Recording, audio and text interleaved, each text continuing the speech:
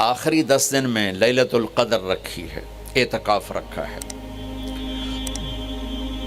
پہلی امتوں کے لیے یہ نہیں تھا کہ پچھلے سارے گناہ معاف ہو جائیں، یہ ہمارے لیے کہ ہمارے پچھلے سارے گناہ معاف ہو جاتے۔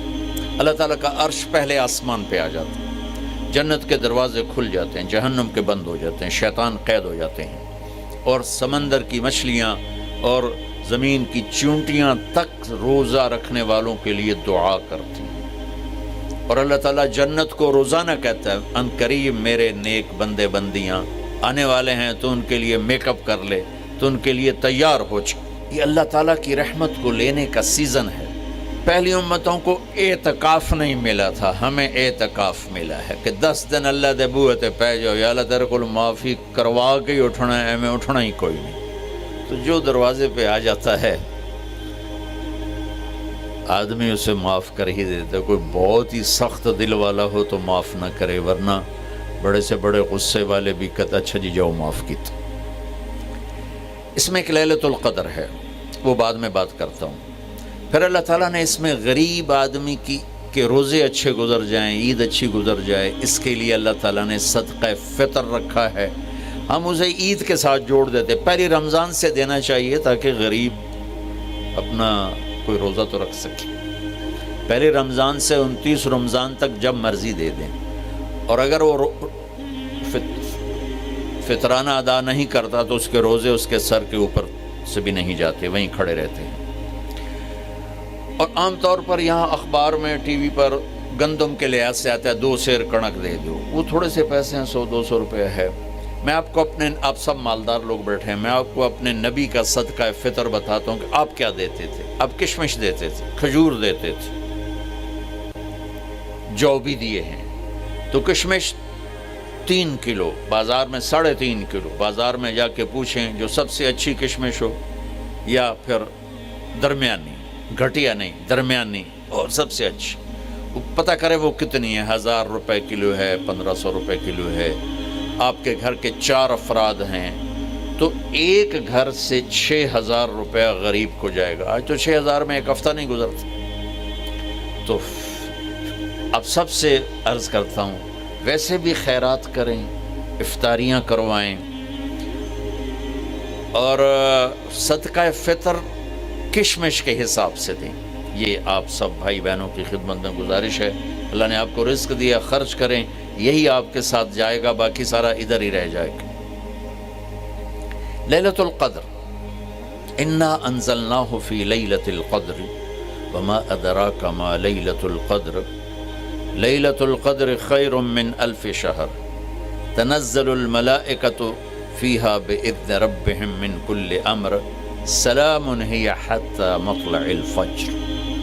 ہم نے قرآن کو لیلۃ القدر میں اتارا، تمہیں کیا خبر کہ لیلۃ القدر کیا ہے؟ لیلۃ القدر 1000 مہینوں سے بہتر ہے۔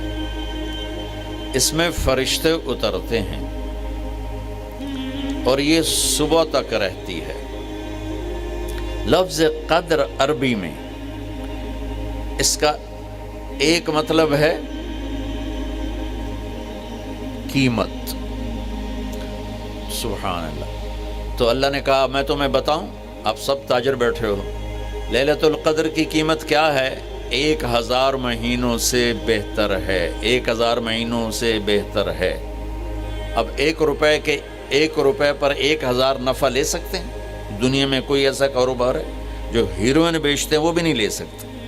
اور میرا اللہ کہہ رہا ہے 1 رات 1000 مہینے، یعنی کوئی 82-83 سال۔ یہ تو آ گیا پہلا قدر۔ دوسرا اس کا مطلب ہے تنگ پڑ جانا، تنگ پڑ وقت فقدر علیہ رزقہ۔ تو تنزل الملائکۃ فیہا، تنزل الملائکۃ والروح فیہا، کہ اس رات اتنے فرشتے اترتے ہیں کہ زمین تنگ پڑ جاتی ہے۔ سبحان اللہ، اتنے فرشتے آتے ہیں زمین تنگ پڑ جاتی ہے۔ تیسرا مطلب ہے قدر،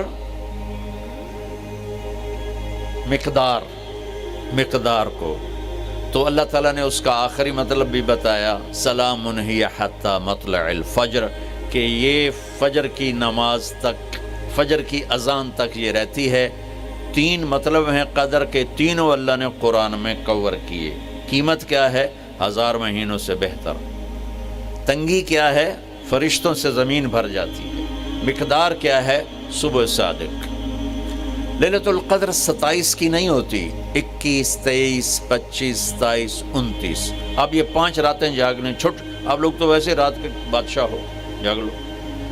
تو لیلۃ القدر مسجد میں نہ گزارو، گھر میں گزارو۔ یہ مسجدوں میں اشتہار لگ جاتے ہیں، فلاں کے ساتھ شب قدر گزاریں، فلاں حضرت کے ساتھ شب قدر گزاریں، پھر ادھر کوئی صلاۃ تسبیح پڑھ رہا ہے باجماعت، عورتیں صلاۃ تسبیح کی جماعت کرا رہی ہیں، اور پتہ نہیں اور کتنی عجیب و غریب قسم کی عبادات شروع ہو جاتی۔ یہ نفلی عبادت ہے، میرے نبی گھر میں پڑھتے تھے۔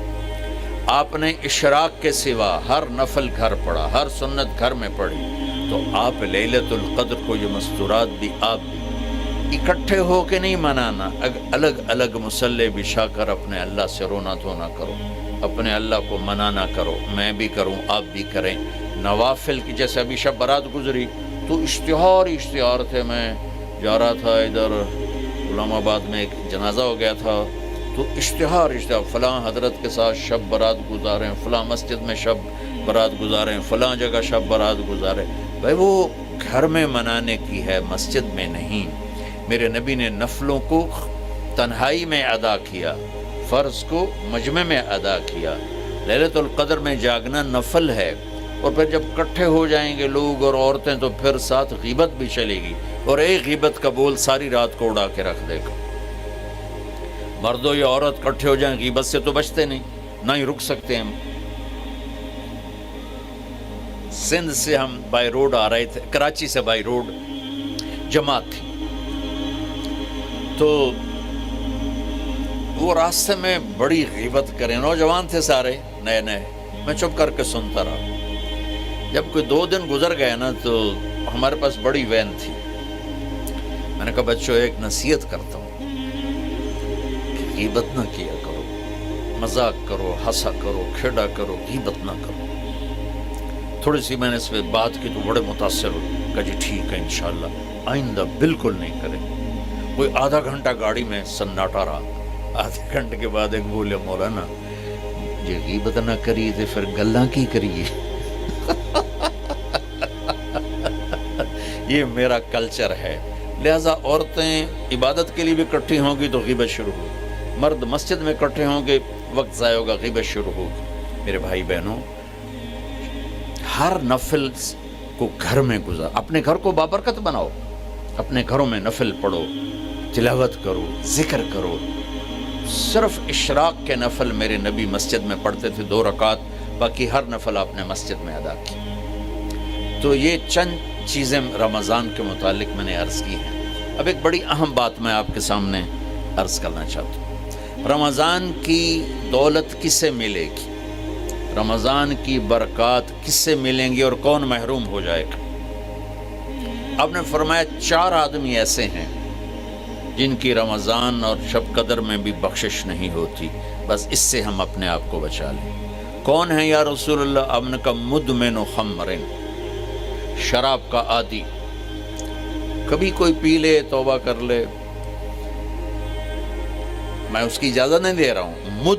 مدمن کا لفظ ہے جو روزانہ شراب پیتا ہے، اس کی رمضان میں بخشش نہیں۔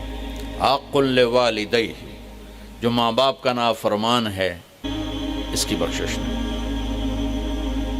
قاطع الرحم، رشتہ داروں سے لڑنے والا، اس کی بخشش نہیں۔ المشاحن، دل میں بغض رکھنے والا، اس کی بخشش نہیں۔ ہر وہ چیز جو میرے آپ کے لیے نقصان دہ اللہ نے حرام کر دی، ہر وہ چیز جو میرے آپ کے لیے مفید ہے اللہ نے حلال کر دی۔ سود حرام کر دیا۔ ہماری پاکستان کی معیشت نہیں، پوری دنیا کی معیشت ڈوبی پڑی، سارے ملک قرضوں پہ چل رہے ہیں، سود نے پوری دنیا کو تباہ کر دیا۔ تو میرے اللہ تعالیٰ نے، آپ دیکھتے نہیں، میرا اللہ کہتا ہے فَأَذَنُوا بِحَرْبٍ مِّنَ اللَّهِ وَرَسُولِهِ، اگر سود نہیں چھوڑو گے تو میرے اور